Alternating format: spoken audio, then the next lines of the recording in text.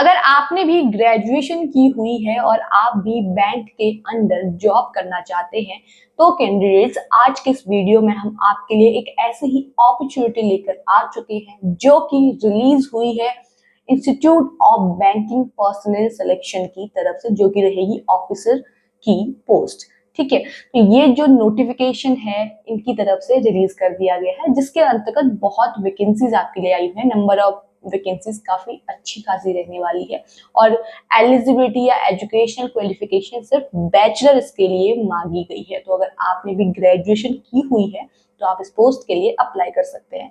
कैसे कैसे अप्लाई करना है, क्या क्या पोस्ट रहेगी, कब आप अप्लाई करेंगे, सारी चीजों के बारे में हम इस वीडियो में डिटेल में डिस्कस करेंगे। तो वीडियो के अंत तक बने रहिएगा ताकि आपसे ये अपॉर्चुनिटी मिस ना हो जाए। तो चलिए वीडियो को स्टार्ट करते हैं।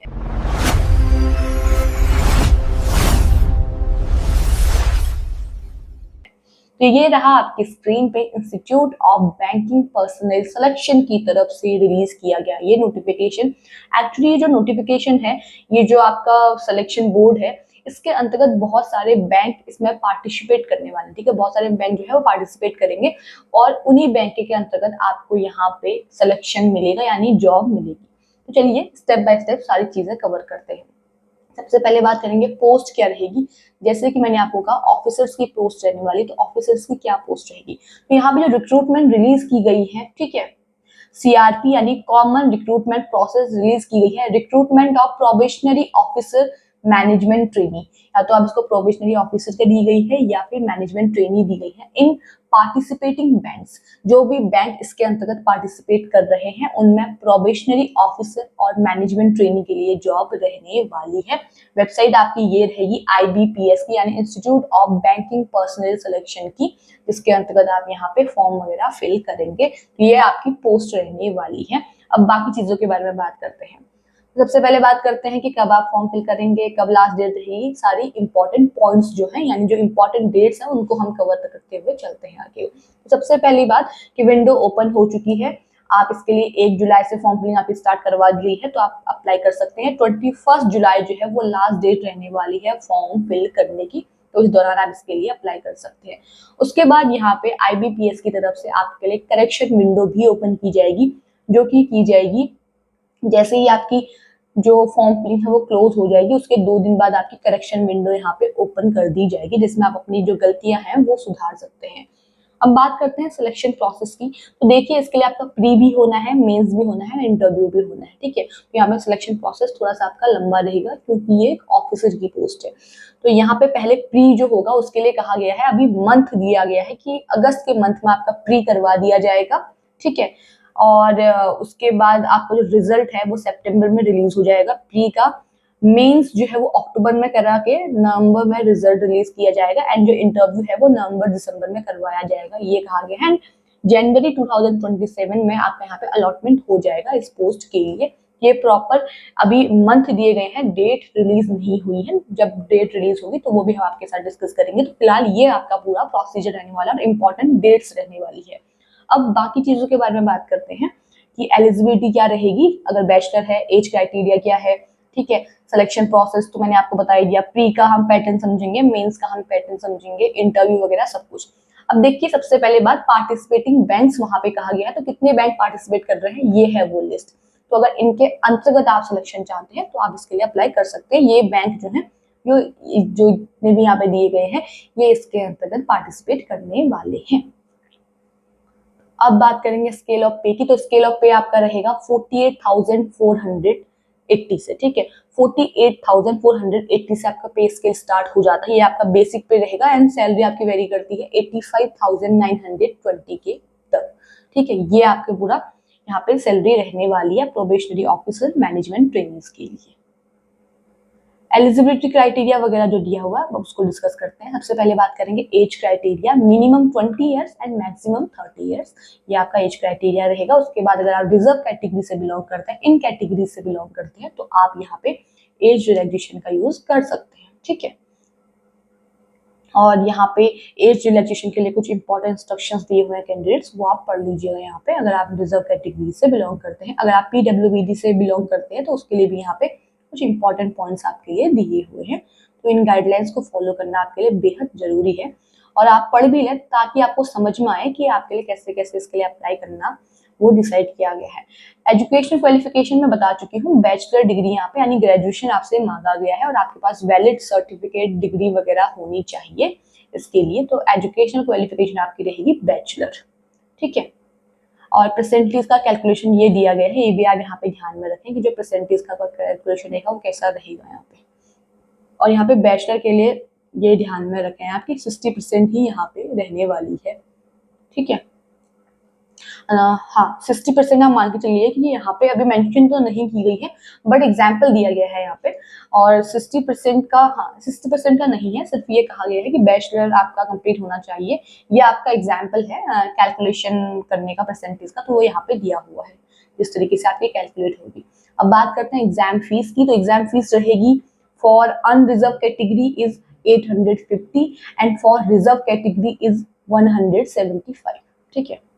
तो ये आपकी एप्लीकेशन फीस रहने वाली है, अप्लाई करने के लिए इतना आपको पे करना है और फीस जो है वो ऑनलाइन ही पे होगी। अब बात करते हैं एग्जामिनेशन की, पहले प्री फिर मेंस फिर इंटरव्यू। प्री जो होगा वो ऑब्जेक्टिव होगा जो यहाँ पे दिया गया है, जिसमें 3 टेस्ट आपके रहने वाले हैं, English language, quantitative aptitude and reasoning ability. इसके लिए 100 क्वेश्चंस रहेंगे आपके, 100 मार्क्स के रहेंगे। लैंग्वेज को छोड़ के पेपर सारे बाइलैंग्वेज आपको देखने को मिलेंगे और यहाँ पे ध्यान में रहे आपको हर पेपर के लिए अलग अलग टाइमिंग रहने वाली है, ठीक है। हर पेपर के लिए यहाँ पे 20-20 मिनट दी जाएंगे और उन्हीं 20 मिनट्स के अंतर्गत आपको वो टेस्ट कंप्लीट करना है और हर ईच सेक्शन में यानी हर ईच टेस्ट में आपको अलग से पास होना है, क्वालिफाई करना है, ठीक है। ये आप भी यहाँ पे ये कंफर्म कर लीजिए कि हर टेस्ट में आपको अलग से क्वालिफाई करना होगा, ओवरऑल 100 में से यहाँ पे नहीं रहने वाला है। ये हो गया प्री ऑब्जेक्टिव। अब मेंस की बात करते हैं। मेंस आपका ऑब्जेक्टिव भी रहेगा, डिस्क्रिप्टिव भी रहेगा। पहले ऑब्जेक्टिव की बात करेंगे फिर हम डिस्क्रिप्टिव की बात करेंगे। ऑब्जेक्टिव जो रहेगा वो रहेगा reasoning, general economy, banking awareness, digital financial awareness including RBI circular sorry. उसके बाद यहाँ पे है English language, data analysis and interpretation, ये आपकी रहेगी यहाँ पे ऑब्जेक्टिव, ठीक है। 1 2 3 4 ये जो टेस्ट है आपकी, ये आपकी रहेगी ऑब्जेक्टिव। उसके बाद जो डिस्क्रिप्टिव रहेगा वो ये रहेगा, 5th जो पेपर है आपका या 5th जो टेस्ट हम बोलते हैं वो डिस्क्रिप्टिव यहाँ पे आपको देखने को मिलेगा, जिसमें आपको ऐसे और कॉम्प्रिहेंसिव यहाँ पे करना है, लिखना है यानी। तो इसके लिए जो हम ऑब्जेक्टिव की बात करें तो 170 क्वेश्चंस आपको इसमें करने होंगे, ठीक है। और 200 मार्क्स के क्वेश्चंस आपके रहेंगे। लैंग्वेज को छोड़ के बाकी पेपर आपका बायलैंग्वेज आपको देखने को मिल जाएगा और हर ईच टेस्ट के लिए अलग अलग टाइमिंग रहेगी। पेपर के लिए टोटल टाइमिंग की बात मैं करूँ तो 160 मिनट्स यानी 2 घंटे का आपको टाइम दिया जाएगा, लेकिन हर किसी टेस्ट के लिए अलग अलग आपको टाइम दिया जाएगा और उसी टाइम पीरियड में आपको वो टेस्ट कंप्लीट करना होगा। और डिस्क्रिप्टिव के लिए आपको 2 क्वेश्चंस देखने को मिलेंगे, 25 मार्क्स के रहेंगे। मोड जो होगा पेपर का वो सिर्फ इंग्लिश होगा और आधे घंटे का आपको टाइम दिया जाएगा डिस्क्रिप्टिव को करने के लिए, ठीक है। तो ये आपका प्री था, फिर मेंस और आपको हर टेस्ट में अलग अलग पास होना है कैंडिडेट्स। अगर आपका प्री क्वालिफाई होता है तब आप यहाँ पे मेंस दे पाएंगे, फिर आपका मेंस क्वालिफाई होगा तो आप यहाँ पे इंटरव्यू के लिए सिलेक्ट होंगे, लेकिन इंटरव्यू से पहले आपका यहाँ पे पर्सनैलिटी टेस्ट होगा। पर्सनालिटी टेस्ट कोई क्वालिफाइड नेचर का नहीं रहने वाला है, ठीक है, लेकिन आपको इसके लिए जो प्रेजेंट होना बेहद जरूरी है। ये आप ना सोचे कि आपने मेंस दिया उसके बाद आप सीधे इंटरव्यू के लिए चले जाएंगे, नहीं। पर्सनालिटी टेस्ट के लिए आपको यहाँ पे प्रेजेंट होना होगा, लेकिन ये क्वालिफाइड नेचर का नहीं रहने वाला है। यहाँ पे साफ साफ कहा गया है the personality test will be non qualifying in nature, लेकिन यहाँ पे आपको वो देना कंपलसरी है, पार्ट है ये सिलेक्शन प्रोसेस का। तो आपका मेंस के बाद पर्सनालिटी टेस्ट होगा, देन आपका इंटरव्यू होगा यहाँ पे, ठीक है। इसके बाद ही आप इंटरव्यू दे पाएंगे। उसके बाद यहाँ पे कुछ नोट्स दिए गए हैं कि मेन एग्जामिनेशन के लिए क्या रहेगा, प्री के लिए क्या रहेगा, कॉल लेटर वगैरह क्या रहेगा, ठीक है। तो वो सारी चीजें यहाँ पे दी हुई हैं एग्जाम के रिगार्डिंग। अब बात करते हैं आपके यहाँ पे नेगेटिव मार्किंग की। नेगेटिव मार्किंग आपकी अप्लाई होने वाली है जो कि रहेगी 0.25 मार्क्स। यहाँ पे नेगेटिव मार्किंग आपकी रहने वाली है, पेनल्टी आपको यहाँ पे देनी पड़ेगी। कट ऑफ के बारे में कहा गया है, ठीक है। उसके बाद यहाँ पे कुछ और चीजें हैं, एग्जामिनेशन सेंटर्स दिए गए हैं, डिटेल में एग्जामिनेशन सेंटर्स आपको नीचे देखने को यहाँ पे मिल जाएंगे। अब बात करते हैं इंटरव्यू की। तो जब आपका प्री क्वालिफाई हो जाएगा, मेंस क्वालिफाई हो जाएगा, पर्सनालिटी टेस्ट आपने यहाँ पे दे दिया है, उसके बाद आपका यहाँ पे इंटरव्यू कराया जाएगा IBPS की तरफ से, ठीक है। और इंटरव्यू के लिए यहाँ पे आपको सामने से कॉल लेटर आएगा, आपको बुलवाया जाएगा, तब आप यहाँ पे इंटरव्यू देंगे।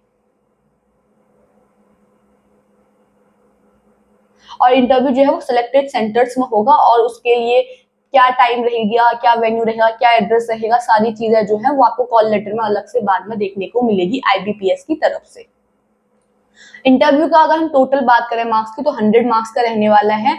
मिनिमम क्वालिफाइंग मार्क्स जो रहेंगे आपके लिए वो जनरल कैटेगरी के लिए या अनरिजर्व कैटेगरी जिसको हम बोल देते हैं वो है 40%, and for reserved category it is 35%। ठीक है, ये आपका यहाँ पे रहने वाला है। उसके बाद मेंस का और इंटरव्यू की ही जो मार्क्स हैं, सॉरी मार्कशीट नहीं बोलेंगे हम इसको, जो मेंस के मार्क्स हैं और जो इंटरव्यू के मार्क्स हैं उनका रेशियो निकल के ही आपकी मेरिट लिस्ट यहाँ पे लगेगी। जो आपके प्री के मार्क्स हैं वो सिर्फ क्वालिफाइंग नेचर का है, उससे आपका मेरिट से कोई संबंध नहीं है, वो आपके मेरिट में काउंट नहीं होंगे। तो मेंस और इंटरव्यू के मार्क्स ही आपके यहाँ पे मेरिट लिस्ट के लिए काउंट किए जाएंगे। उसके बाद क्या क्या डॉक्यूमेंट आपके अपलोड होंगे वो यहाँ पे दिया गया है, जो आप यहाँ पे पढ़ सकते हैं, जितने भी डॉक्यूमेंट है। ठीक है, हर चीज मैं आपको यहाँ पे डिटेल में एक्सप्लेन नहीं कर सकती, मेन चीजें मैं यहाँ पे आपको बता देती हूँ। उसके बाद आप जितने भी इंपॉर्टेंट चीजें हैं जैसे डॉक्यूमेंट क्या क्या रहेंगे वो लोग आप यहाँ पे देख सकते हैं। हम हर चीज नहीं बता सकते, इसलिए हम हर किसी PDF का या हर किसी नोटिफिकेशन का लिंक जो है वो डिस्क्रिप्शन बॉक्स में दे देते हैं, ताकि आप वहां से डाउनलोड करके अच्छे से सारी डिटेल को स्टेप बाय स्टेप या वर्ड बाय वर्ड आप सारी चीजों को पढ़ सकें। फीस की हम बात कर चुके हैं, कैसे अप्लाई करना है। तो देखिए, पहले आपको यहाँ पे अप्लाई करना है, इस साइट पे जाना है। उसके बाद आपका एप्लीकेशन फॉर्म स्टार्ट होगा, उससे पहले आपको रजिस्ट्रेशन करना है। रजिस्ट्रेशन करेंगे, एप्लीकेशन फॉर्म फिल करेंगे, देन आप यहाँ पे डॉक्यूमेंट फिल करने स्टार्ट करेंगे। डॉक्यूमेंट लिस्ट मैं ऊपर आपको बता चुकी हूँ जो भी आपकी रहेगी। ठीक है, फिर आपको यहाँ पे फीस पे कर देनी है। जैसे फीस पे वगैरह करेंगे आप, तो आपका यहाँ पे जो भी फॉर्म है वो फिल हो जाएगा। अगर आप करेक्शन करेंगे तो उसके लिए इंपॉर्टेंट पॉइंट्स यहाँ पे दिए हुए हैं, तो करेक्शन के लिए आप यहाँ पे चीजें देख सकते हैं कि क्या क्या चीजें आप करेक्ट कर सकते हैं, क्या क्या नहीं, और उसके लिए आपको अलग से फी पे करनी है, ये भी मैं आपको बता दूं। करेक्शन के लिए आपको यहाँ पे 200 रुपीज फी अलग से पे करनी होगी, अगर आपको यहाँ पे कुछ भी करेक्शन करना है। और जो करेक्शन विंडो है वो जो आपका ऑनलाइन एप्लीकेशन फॉर्म्स की जो विंडो है उसके बंद होने के 2 दिन बाद फिर ओपन होगी आपकी करेक्शन विंडो, यानी 21 जुलाई आपकी लास्ट डेट है, तो आपके उसके 2 दिन बाद जो है वो करेक्शन विंडो ओपन कर दी जाएगी। उसके बाद कंस्ट्रक्शंस हैं, और हम नीचे बात करेंगे अभी आपके यहाँ पे एग्जाम सेंटर्स के बारे में। एग्जाम सेंटर्स आपके यहाँ पे नीचे दिए हुए हैं, वो मैं आपको बता दूं। उसके बाद आज का हमारा जो नोटिस है वो कंप्लीट हो जाएगा। एडमिट कार्ड वगैरह जो भी है वो आपको बाद में जब आपके रिलीज होंगे तो मेल के थ्रू भी आपको बताए जाएंगे, और जब रिलीज होंगे तो हम भी आपको बता देंगे कि आपके एडमिट कार्ड वगैरह जो है वो रिलीज हो चुके हैं। देखिए, अब बात करते हैं वैकेंसीज की। मैंने कहा था अच्छे अमाउंट ऑफ वैकेंसीज रिलीज हुई हैं, तो वैकेंसी टोटल रहने वाली है 6715 वैकेंसीज। 6715 वैकेंसीज के लिए रिलीज की गई हैं, जिसके अंतर्गत 11 बैंक जो है वो पार्टिसिपेट करने वाले हैं। हर किसी बैंक में कैटेगरी वाइज यहाँ पे वैकेंसीज दी हुई हैं, तो अगर आप आवेदन करना चाहते हैं, अप्लाई करना चाहते हैं जिस भी बैंक में, वहां पे आप ये देख सकते हैं किस बैंक में कितनी वैकेंसी रहेगी आप सभी के लिए, PO या फिर MT के लिए। उसके बाद ये रहे आपके प्री और मेंस के लिए एग्जामिनेशन सेंटर्स। ठीक है, मेंस के लिए अलग है, प्री के लिए अलग है, तो ये आपको इनमें से एक एग्जाम सेंटर में अपना एग्जाम देने के लिए चूज करना है, जहां आप अपना एग्जाम देंगे। फिर आपके जो डॉक्यूमेंट अपलोड होंगे फॉर्म फिल करते टाइम, उनके लिए गाइडलाइंस दी हुई है, क्या साइज रहेगा, क्या फॉर्मेट रहेगा, वो सारी चीजें यहाँ पे दी हुई है। तो इसी का पढ़ के या इन्हीं का यूज करके आप वहां पे फॉर्म फिल कीजिएगा, ताकि आपसे कोई गलती वहां पे ना हो कैंडिडेट्स। तो ये था आपका टोटल डिटेल में नोटिफिकेशन, ठीक है, जो कि रिलीज किया गया है IBPS की तरफ से, जिसके अंतर्गत 11 बैंक जो है वो पार्टिसिपेट करने वाले हैं। PO और MT की ये जॉब रहने वाली है, प्रोबेशनरी ऑफिसर या मैनेजमेंट ट्रेनी की। 21 जुलाई तक आप इसके लिए आवेदन कर सकते हैं। 6715 वैकेंसीज इसके लिए जो है वो रिलीज की गई हैं। अगर आप आवेदन करना चाहते हैं, आप बैचलर कंप्लीट कर चुके हैं, तो इस पोस्ट के लिए जरूर अप्लाई कीजिएगा। अप्लाई करने के लिए लिंक आपको हमारे डिस्क्रिप्शन बॉक्स में मिल जाएगा, वहां से आप इसके लिए अप्लाई कर सकते हैं। और जैसा कि मैंने आपको पहले भी कहा, PDF का लिंक आपको हमारे डिस्क्रिप्शन बॉक्स में मिल जाएगा, तो वहां से डाउनलोड करके आप डिटेल में सारी चीजें स्टेप बाय स्टेप वहां पे पढ़ सकते हैं। बाकी आज के इस वीडियो में इतना ही। ऐसे ही गवर्नमेंट जॉब से जुड़ी हुई जितनी भी इन्फॉर्मेशन आती हैं उनसे कनेक्ट रहने के लिए आप हमारे चैनल को जरूर सब्सक्राइब कीजिएगा। और अगर आपको वीडियो पसंद आई है तो इसे लाइक और शेयर करें। बाकी मिलते हैं एक नई वीडियो में एक नई अपडेट के साथ, तब तक के लिए धन्यवाद।